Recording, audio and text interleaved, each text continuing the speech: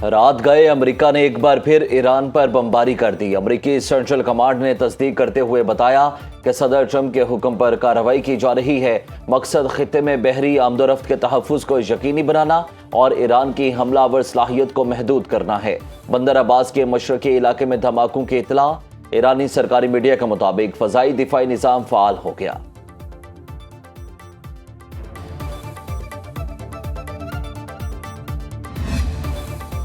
آبنائے ہرمز میں متحدہ عرب امارات کے 2 کمرشل آئل ٹینکرز پر ایران کا حملہ۔ UAE وزارت دفاع نے دعویٰ کیا کہ عمانی سمندری حدود میں ہرمز کے جنوبی راستے پر ممباسا اور باہیا نامی 2 ٹینکرز پر 2 ایرانی کروز میزائل داغے گئے۔ ممباسا ٹینکر کے بھارتی عملے کا ایک رکن ہلاک، 6 انڈین اور 2 یوکرینی شہریوں سمیت 8 افراد زخمی۔ حملے کو بین الاقوامی قانون کی سنگین خلاف ورزی قرار دے دیا۔ آبنائے ہرمز میں خلاف ورزی پر 2 سپر آئل ٹینکرز کا ناکارہ بنا دیا گیا۔ پاسداران انقلاب کا کہنا ہے کہ ٹینکرز نے وارننگ کو نظر انداز کیا، نیویگیشن سسٹمز بند کر کے بارودی سرنگوں کے راستے سے گزرنے کی کوشش کی۔ بحرین میں ہتھیاروں اور سیٹلائٹ مرکز کو نشانہ بنایا۔ امریکی فوجیوں کی رہائشی عمارت پر بھی حملہ کیا۔ بحرین کا ایرانی حملوں کو ناکام بنانے کا دعویٰ۔ شاہ کے میڈیا مشیر نبیل احمر کا کہنا ہے کہ فضائی دفاعی نظام نے چند گھنٹوں کے دوران ایرانی ڈرون کو کامیابی سے ناکام بنا کر تباہ کر دیا۔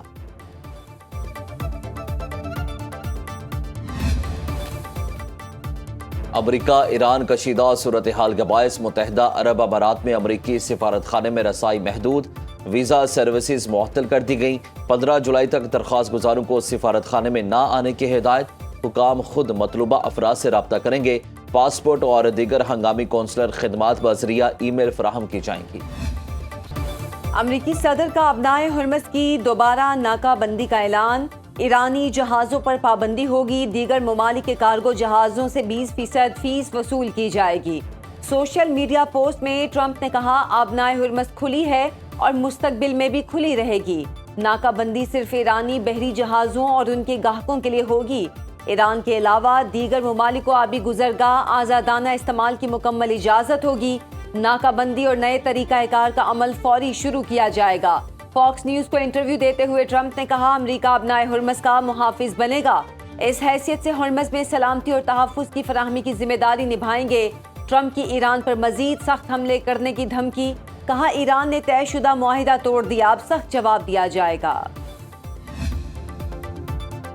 آبنائے ہرمز سے متعلق ٹرمپ کے بیان پر ایرانی وزیر خارجہ عباس عراقچی کا رد عمل۔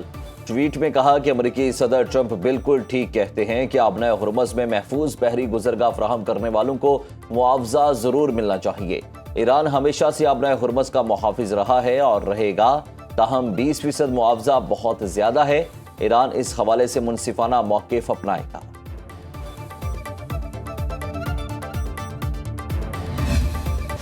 ہمیں آبنائے ہرمز کی حفاظت کے لیے غیر ملکی محافظوں کی ضرورت نہیں۔ ایرانی پارلیمنٹ کے قومی سلامتی کمیشن کے ترجمان ابراہیم رضائی کہتے ہیں ٹرمپ کو چاہیے جا کر لنزے گراہم کی قبر کے محافظ بن جائیں۔ ایرانی فوج کی مشترکہ کمانڈ اور پاسداران انقلاب نے بھی صدر ٹرمپ کی دھمکیوں کو مسترد کر دیا۔ کہا آبنائے ہرمز کے انتظام میں امریکی مداخلت کسی صورت برداشت نہیں کریں گے۔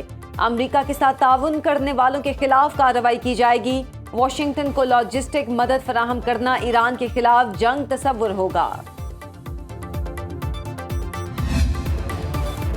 امریکہ ایران کشیدگی اور توانائی سپلائی خدشات کے باعث تیل کی قیمتوں پر دباؤ برقرار رہنے کا خدشہ۔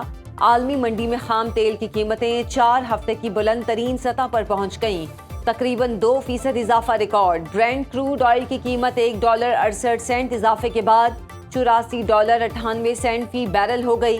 امریکی خام تیل $1.65 مہنگا $79.79 پر ٹریڈ کرنے لگا۔ برطانیہ نے ایرانی پاسداران انقلاب فورس کو دہشت گرد تنظیم قرار دے دیا۔ غیر ملکی ریاستی پراکسی گروپس کے خلاف کارروائی کے تحت ایرانی پاسداران کی حمایت غیر قانونی قرار دی۔ نئے ریاستی خطرات سے متعلق تاریخی اختیارات کے تحت 3 گروپس کو نامزد کیا گیا، جن میں ایرانی پاسداران انقلاب، اسلامی movement of companions of the right شامل ہیں۔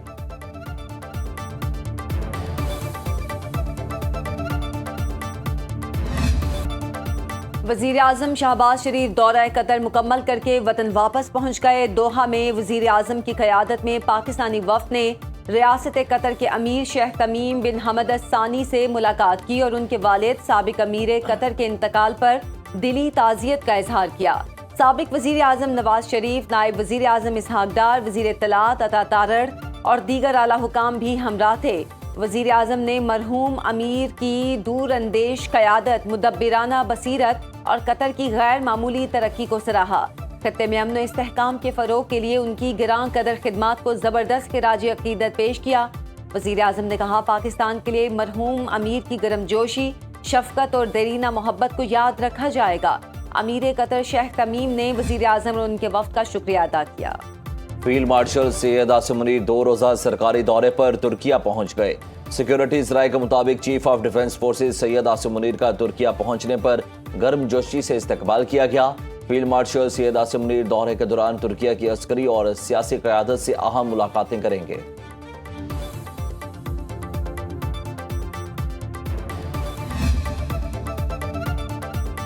مسلم ورلڈ لیگ کے سیکرٹری جنرل شیخ ڈاکٹر محمد بن عبد الکریم علیسہ کی وزیر اعظم شہباز شریف سے ملاقات۔ وزیر اعظم نے اسلام کے حقیقی اور معتدل تشخص کو اجاگر کرنے پر مسلم ورلڈ لیگ کی خدمات کو سراہا۔ مسلم دنیا کو درپیش مسائل سے نمٹنے کے لیے مذہبی مکالمے پر مسلم ورلڈ لیگ کی کوششوں کی تعریف۔ وزیر اعظم نے کہا، ایران اور خلیجی ممالک کے درمیان خطے کی موجودہ صورتحال، غزہ میں فلسطینیوں کی مشکلات اور دنیا بھر میں مسلم کمیونٹیز کو مختلف چیلنجز درپیش ہیں۔ ڈاکٹر علیسہ نے امن کے لیے فیلڈ مارشل عاصم منیر کی کوششوں کو سراہا۔ فتنہ الخوارج کے خلاف پاک فوج، FC بلوچستان اور پولیس کا مشترکہ آپریشن شبان جاری۔ ذرائع کے مطابق سیکیورٹی فورسز کی جانب سے خارجیوں کو ہوائی اور زمینی کارروائیوں میں نشانہ بنایا جا رہا ہے۔ تازہ کارروائیوں کے دوران مزید 8 خارجیوں کو جہنم واصل کیا گیا۔ آپریشن شبان میں جہنم واصل ہونے والے دہشت گردوں کی مجموعی تعداد 79 ہو گئی۔ 5 جولائی سے اب تک آپریشن شبان اور دیگر انٹیلیجنس بیسڈ آپریشنز میں مجموعی طور پر 117 خارجی دہشت گرد جہنم واصل ہو چکے۔ آخری دہشت گرد کے خاتمے تک بلوچستان میں آپریشن شبان جاری رہے گا۔